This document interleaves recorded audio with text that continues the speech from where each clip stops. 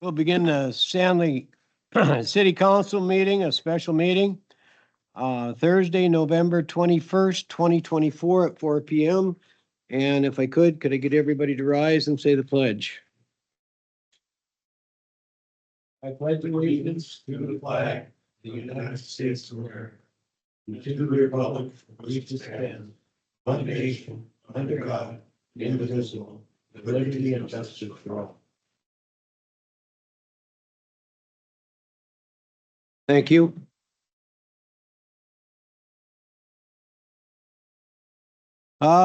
First item on the agenda is the John Ryan edition bid opening.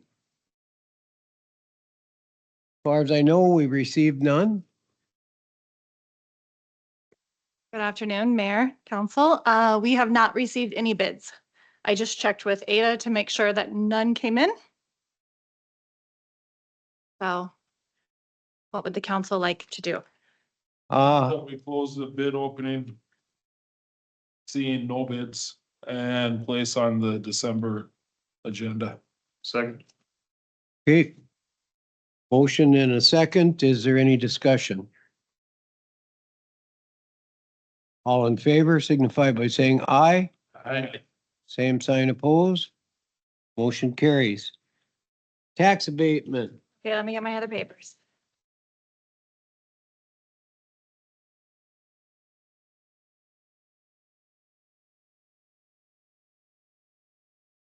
Okay, so this is the same abatement that we tabled last week, I believe, last week. Sure.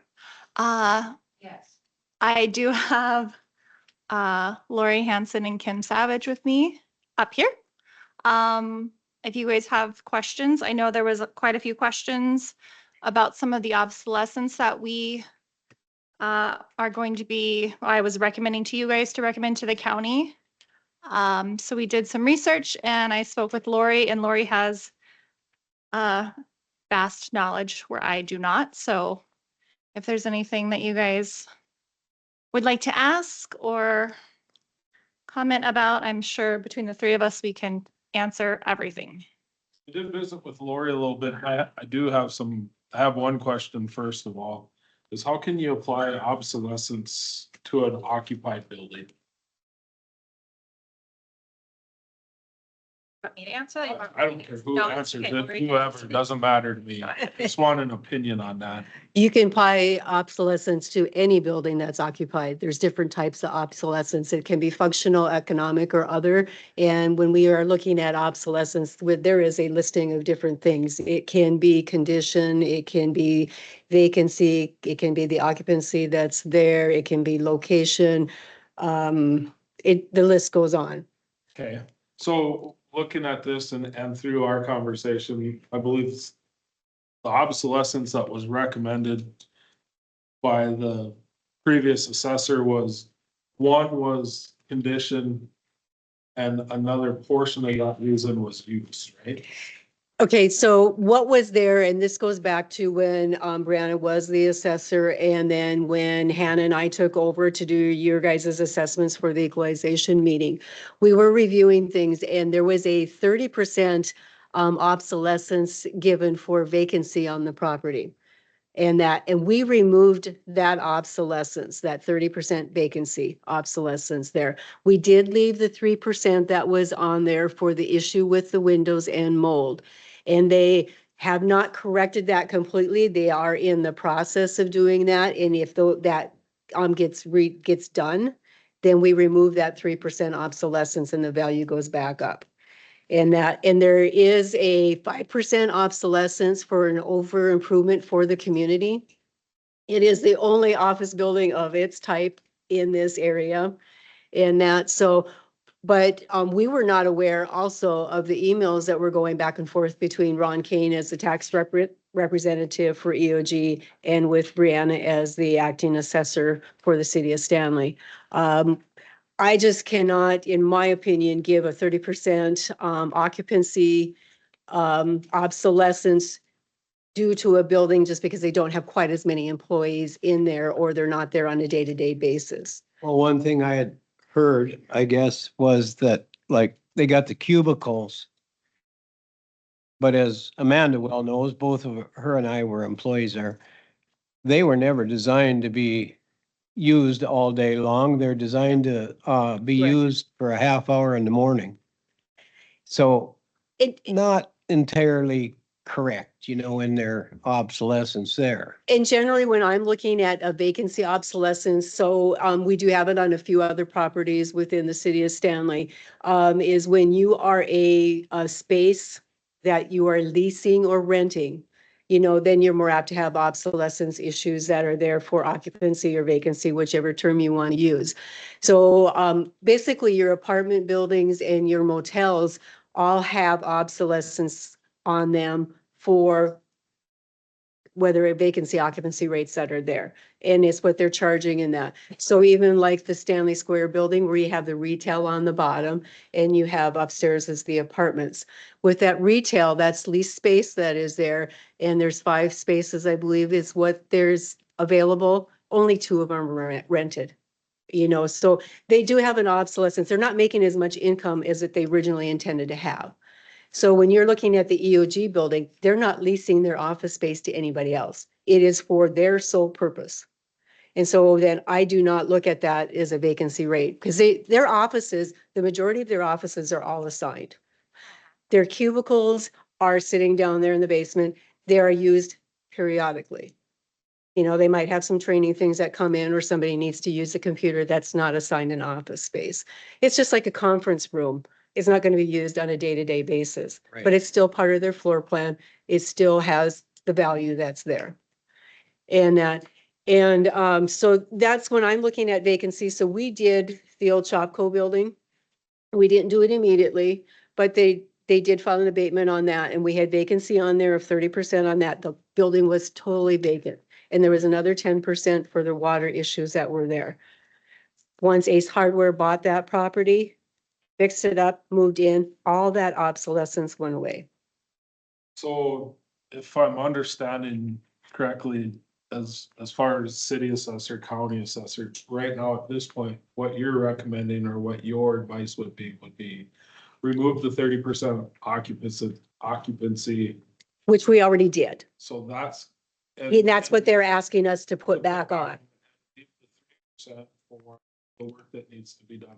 That is correct. I would make a motion to accept that recommendation of leave the 30% off. But there is, it was the 10% location factor, I think that was becoming the questions from the meeting last week. And so you do have location factors on all of your Main Street properties as far as, and theirs are down here downtown, everything either is 20% or 30% for an economic location factor. So that's their obsolescence that you're doing downtown here. And that's even if you move off to the USDA building and that, Mary Johnson's building, and actually the lumberyard has more than 30%, but the banks have 20%. And, I think the eye clinic has 20%. Then out along the highway, everything out there does not have a location obsolescence on it, except for John Deere and Case IH. Not quite sure where that plays into effect there, but like the new post office doesn't have it. Even the apartment buildings do not have a location factor on there. There we're dealing strictly with the occupancy and vacancy side of that. Was that strictly? Or as it sounds because of location? I mean, Yes, and is much more desirable. desirable than Yes. Main Street stuff. So why would there be why would John Deere and IH? That I really do not have a good answer for you there. But they do, when I looked at the property cards that you guys have and that there is an economic location obsolescence given on those 2 properties. I cannot explain why. And So that, that could have been something though that came 12 years ago. when they were Yes, that yes. wasn't, yep. So I mean, that, I guess, And- that's a topic for another meeting. And the part of the Right. reason with the economic obsolescence that you're doing that for is resale. What will these properties sell for? because you're located in Stanley, North Dakota, you're not gonna get the same amount of money as you're gonna get, say, in Minot or Williston or something like that. That's the reason for And it. I guess in my mind, that's buyer or whoever built it, you've accepted that by building where you did in the town that you did. Yeah, you chose your You location. chose your place. I mean, so But that does, it just makes a difference then the same thing as like, whether you have Case IH and you have John Deere, we're more local companies, they built it, they've got it. You can't segregate those that are from out of state versus in state or anything like that. So Right. I guess within that recommendation would be that you leave the 3% there, and that if you're going along with the recommendation of the 10% that Amanda gave to you guys last week. Any other questions? So this,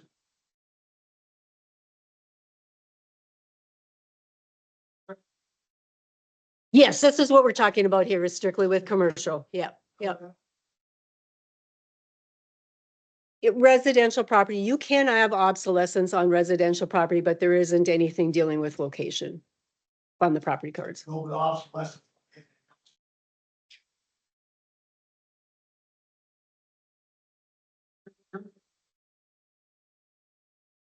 Trying to get the maintenance problems figured out.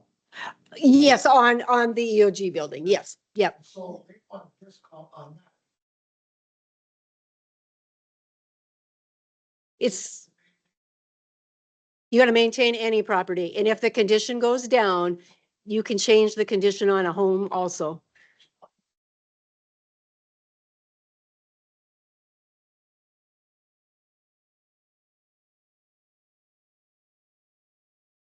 If you have an issue that's in your building, whether it's a residential or a commercial, your market value will reflect that issue that's there, will it not, to fix it? It does. It does. So this is what you're doing by giving them that 3% obsolescence for the window issue and mold. If they fix it, it goes away. If it doesn't, it's just going to keep that building deteriorating more and more. So then the value starts going down, and you're going to have more depreciation. You're going to have more reasons for the condition to not be at normal condition. It might become below normal. That's going to lower the value. That's what an obsolescence is doing, the same thing.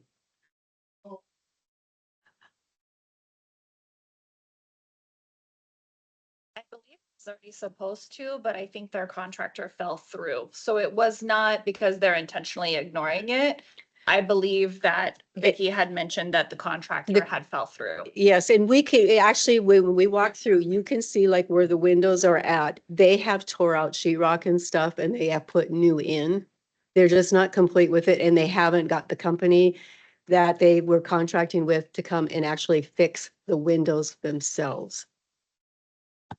And when you start looking at some of the areas that they've got there, there's several offices that have the issue in them. Correct. Basically, it's on that north side where your office used to be downstairs. When you had the one downstairs, it's like where John Watson and them were, Yep. all of us on the top side, on that north side, the top and the bottom. Most of those offices from the windowsill down are tore apart. Yeah. Because it was those baseboard heats that were under those windows that were creating the issues. Yep. Essentially what it is the valuation of the property is reflecting The issue that's in state here. of the Yep, property. yep. And it's no different. But it is understandable, that is. Right, you can come in and do that on a home. You can, If you feel yep. your tax or your assessment's too high based on the condition of the home, you can come to the protest meeting and require abatement on your home and have been able to for, That is the same for residential properties, you can do it. So like if you had a water issue in your basement and you had to tear it all up, we could look at that too, if somebody brings it to our attention, and if it takes a couple years to get it fixed, that is something that can be handled in the same manner.